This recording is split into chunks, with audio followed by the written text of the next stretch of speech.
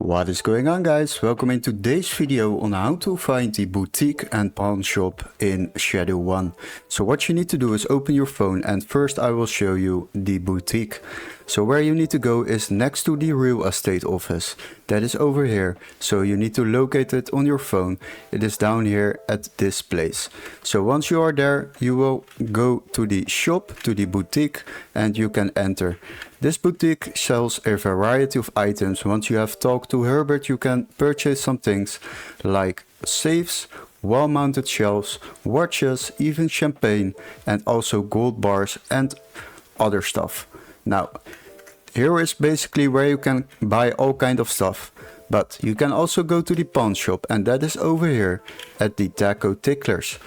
You see the Taco Ticklers, and here in front next to the motel you will find the pawn shop.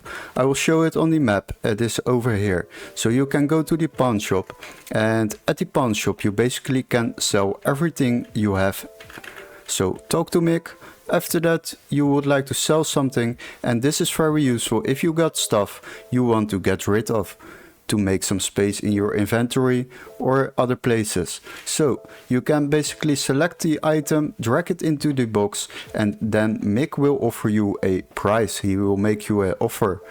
So once you click on start, you can encounter a offer. So he will offer us $6,700, and we bought this watch for just 5k.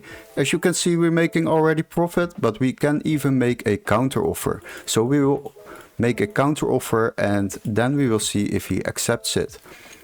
Nah, we are not accepting that offer. We would like to have 6,900. Make counter offer.